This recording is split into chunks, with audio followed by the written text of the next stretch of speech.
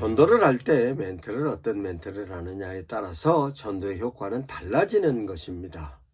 그러면 실제적으로 감동적인 멘트는 상대방의 마음을 움직이는 멘트입니다. 예수님의 사랑과 복음을 자연스럽게 전달하는데 초점을 맞춰서 그로 상대방과 공감을 형성하고 진솔함을 통해서 희망을 담은 메시지를 제시하면 그 사람은 나에게 호감을 가질 수 있고 내 의도하는 결과로 맺어질 수 있는 것입니다. 감동적인 멘트는 희망을 담아야 합니다. 그 희망을 담기 위해서는 여러 가지 요소가 있습니다만 실제적으로 그 사람 마음을 보듬어주는 것이 감동적인 멘트입니다. 그러면 내용을 좀 설명하자면 희망을 전달하는 전도 멘트가 감동적인 멘트입니다. 그러면 희망을 제시하기 위해서의 전제 조건은 현재 저 사람 상태가 어렵다는 것을 전제로 하는 것입니다. 그러면 어렵다는 얘기가 나오게 하기 위해서는 내가 어떤 질문을 해야 저 사람이 어렵다는 얘기를 할 수 있는가에 대한 내용을 설명을 하는데 단적으로 그 사람에게 직접적으로 당신 어렵지 않습니까? 라고 얘기하면 저 사람이 마음이 상할 수도 있습니다. 그러면 어떻게 하는 것이 감정적인 멘트로 접근하는 것인가? 요즘 다들 힘들고 어렵다 하는데 어렵지 않으십니까? 라고 얘기하면 자연스럽게 힘들죠 라고 얘기가 나옵니다. 그래도 얘기가 안 나오면 분위기를 어려운 얘기로 끌고 가는 것입니다. 그러면 사회적인 분위기가 너무 힘들어요. 금리도 높아졌고 뿐만 아니라 사람들이 아주 각박하여서 속 얘기를 열어놓는 사람들이 열어놓을 수 없는 분위기가 되는데 선생님은 어떠십니까? 아니면 아는 사람이면 당신은 어떻습니까? 너는 어떠냐라고 묻는 것입니다. 그러면 실제적으로 전도에 있어서 감동적인 멘트를 하는 데 있어서 상대방이 힘든 부분을 제시를 할 때 상대방은 아는 사람이든 모르는 사람이든 가족이든 친지든 동료든 직장 동료든 모든 사람들에게 다 해당되는 내용인 것입니다. 그랬을 때 그 감동적인 멘트를 제시하는 데 대하여서 상대방이 힘들다는 표현이 조금이라도 나오면 그거를 어떻든 내가 공감하는 쪽으로 함께 사랑을 나눈다는 얘기를 귀결을 해야 하는 것입니다. 그렇지, 요즘 다 힘든데 나도 힘들어. 그렇지만 힘들 때 용기를 얻어야 되고 힘들 때 그 나름대로 힘을 얻어야 되는데 어떻게 힘을 얻어야 될까 하는데 대하여 그래도 서로 힘을 합치면 좀 낫지 않을까라고 희망으로 내가 상대방에게 제시해는 도움이 될 수 있다는 사람인 거를 제시해 주는 것입니다. 그러면 그 사람이 나름대로 바로 반응이 올 것입니다. 그렇지. 그래도 같이 얘기라도 나눌 수 있으니까 좋다라는 분위기가 나옵니다.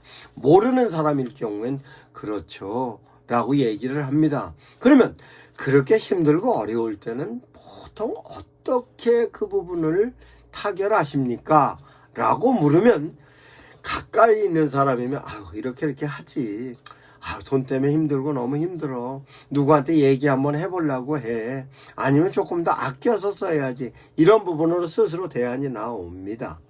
그러면 모르는 사람을 향하여서 얘기할 때 힘들고 어려울 때는 어떡합니까? 참 힘들고 어려울 때는 참 난감하죠.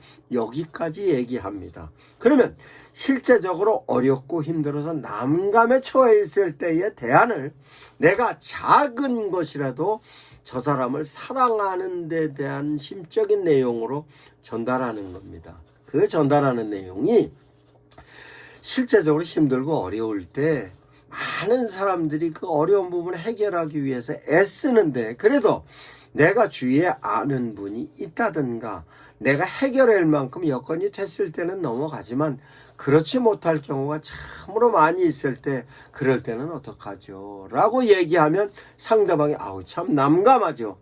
저도 그럴 때 난감한 경우 많이 해보았습니다. 참 그럴 때는 어떻게 해야 될지 모르는데 저는 그 힘들 때에 그래도 용기를 얻는 기회가 있었어요 라고 얘기하면 솔깃해지는 겁니다. 그게 무엇일까요? 저는 참으로 힘들 때 그래도 주변에 아무 사람도 도움을 주는 사람이 없고 어떻게 해야 될까 하고 난감할 때 우연히 신앙을 알았습니다. 내 주위에 있는 분이 저한테 신앙을 소개를 해서 예수님을 알고 나서 힘들 때 예수님께 기도하니 심적인 부분의 위로도 받지만 어떤 경우라도 내 혼자가 아니고 예수님이 옆에 계신다는 믿음을 가졌을 때는 힘이 납니다. 뿐만 아니라 제가 진솔하게 기도하면 주님께서 그 문제를 해결할 수 있는 지혜를 주시더라고요. 라고 해서 신앙적인 대안을 약간 제시하는 것입니다. 그러면 그 부분에 있어서 어려움을 처하고 있는 사람이면 약간이라도 공감을 갖는 것입니다. 그렇죠. 그러면 상대방이 종교가 있는 사람이면 종교를 얘기할 수도 있지만 그래도 그 나름대로 한계가 왔을 때 초월적인 힘을 의지하는 것이 인간적인 부분에 있어서 모든 사람들이 추구하는 내용입니다.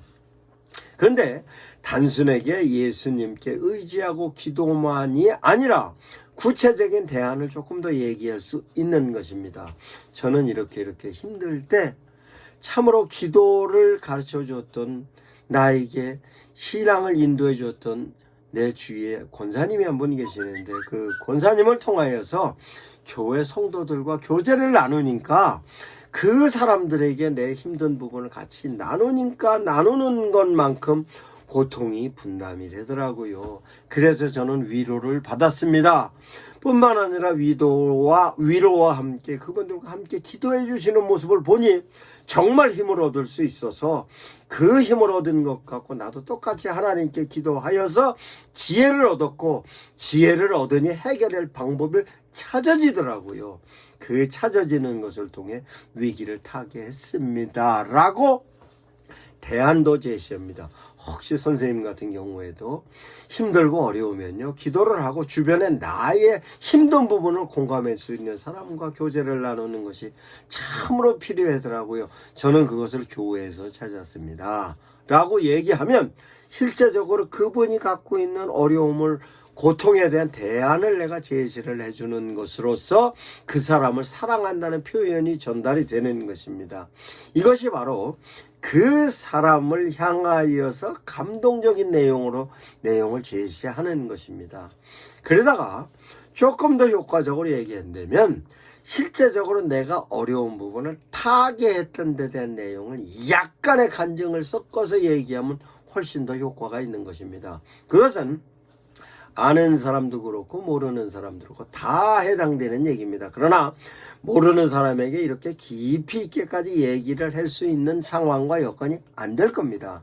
그러면 깊이 있는 여건과 조건이 안 됐을 때는 그러면 처음 보는 사람 모르는 사람이 누구였을까라고 할 때 그래도 내가 얘기하는 것을 자리를 피하지 않고 들을 수 있는 환경으로서의 사람이 적합합니다. 그런 사람들은 자영업을 하는 사람으로 실제적으로 상가라든가 점포에서 일을 하고 있는 사람으로 상가나 점포가 장사가 안 되는 모습을 봤을 때 찾아 들어가서 얘기하는 겁니다. 그러면서 실제적으로 그분이 장사가 안 되는 부분으로 얘기를 하면 내가 나뿐만이 아니라 우리 교인들도 내 구역원들도 함께 도움을 줄 수 있다는 내용으로 함께 얘기를 나눠서 그분이 갖고 있는 고통을 공감하면 그분은 바로 감동을 하는 것입니다. 그러면 모르는 사람, 점포, 상가 이런 데 있는 사람을 전도회로 들어갔을 때는 그렇다 할지라도 그러면 알고 있는 사람은 어떻게 감동을 시킬 건가 라고 하면 그 사람이 얘기하는 가운데서 내가 그와 유사한 경험을 한 것에 관련된 내용으로 얘기를 하면 그 사람은 귀를 기울입니다. 그러면 그것을 기독교인들이, 즉 개신교인들은 그것을 간증이라고 얘기를 합니다. 즉 간증은 내가 힘들고 어려운 점이 있을 때 그 힘들고 어려운 부분을 믿음으로 해결했다는 것을 제시하는 것이 간증입니다. 그러면 그 내용을 제시를 할 때 너무 강요하거나 왜곡하거나 또한 너무 강조를 하는 것이 아니라 자연스럽게 더더군다나 실제적으로 내가 그 부분을 해결했던 부분을 얘기하면 그 나름대로 공감대가 형성합니다. 특별히 간증을 할 때 우려할 내용은 간증하는 데 대한 내용을 너무 크게 과장해서 얘기를 한다든가 아니면 아주 기도하면 해결된다는 것으로 왜곡적인 요소로 나는 믿음으로 옳다 할지라도 상대방을 왜곡되게 받아들일 수 있는 요소는 가능하면 피해야 하는 것입니다. 그러면 실제적으로 저 사람에게 얘기할 때는 내가 얘기를 더 많이 하고 싶어도 약간의 톤을 낮춰서 내용도 약간 감아서 얘기를 하고 가능하면 그 사람 얘기를 들어주고 호응하는 가운데서 약간의 공감대를 형성하면서 얘기하는 것이 좋습니다. 뿐만 아니라 내가 실제적으로 그 부분을 해결하는 데 있어서 주님의 자녀가 되었기 때문에 주님의 자녀로서 느끼는 기쁨이 효과적으로 전달되는 방법을 찾아가야 하는 것입니다. 그것은 예수님의 말씀을 그대로 전하는 내용이 좋습니다.